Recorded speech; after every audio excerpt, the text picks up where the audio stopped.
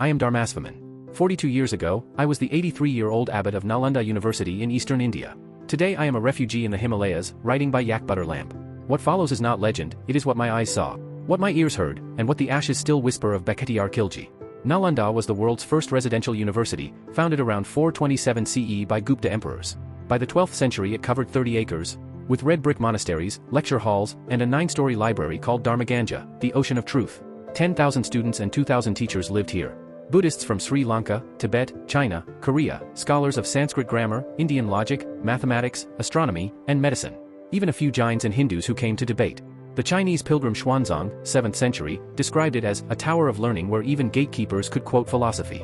Its library held an estimated 9 million palm leaf manuscripts, more books than existed in all of Europe at the time. We woke before sunrise. Novices swept cloisters while senior monks recited the Heart Sutra in Sanskrit. Breakfast was millet porridge and lentils, paid for by royal grants from the Pala kings of Bengal. Classes ran from dawn to dusk, logic with Master Jayadeva, medicine with Rahul Sri Bhadra, astronomy under starlit domes. At night we copied texts by oil lamp, each page a fragile bridge between centuries. In 1192, rumors reached us from the northwest. Turkic horsemen under Muhammad Bakhtiyar Khilji, a general of the Ghurid Sultanate, had crossed the Hindu Kush. Born around 1166 in Garmsar, modern Afghanistan, Bakhtiyar Khilji was a career soldier, illiterate in Sanskrit or Pali, but fluent in conquest. He had already seized Bihar's Buddhist strongholds. Nalanda, wealthy in knowledge but poor in weapons, lay in his path. Dawn, early 1193. The attack came without warning. 1,200 cavalry thundered across the rice fields. Arrows hissed through lattice windows. Bronze bells meant for prayer now screamed alarm. Unarmed monks grabbed staffs and cooking pots. I ran to the courtyard. Rahul Sri Bhadra, our white-bearded physician, was dragged forward. Bakhtiyar Khilji's men demanded gold. Rahul pointed to the library towers. Our treasure is there, he said. They laughed, and set the buildings alight.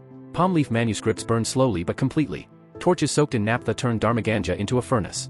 Smoke blackened the sky. Pages fluttered like dying birds. For 3 months the fires raged, fed by the very knowledge they destroyed. Monks were beheaded beside the Bodhi tree planted by Xuanzang in 637 CE. I hid in a lotus pond, breathing through a reed, clutching one sodden page of the Samyukta Nikaya. Why Nalanda? Persian chronicler Minhaj Isaraj, 13th century, says it was simple conquest. Buddhist monasteries were the last pockets of Pala resistance. But survivors told another story. Bakhtiyar Khilji had fallen ill in Bihar, Rahul cured him with herbal medicine.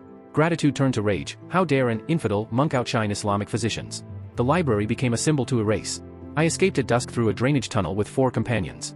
We walked 40 days to Tamil Nadu, begging rice, reciting texts from memory. 2 other great universities, Vikramashala and Odantapuri, fell soon after. Indian Buddhism, already weakened by centuries of debate and royal neglect, never recovered in the plains.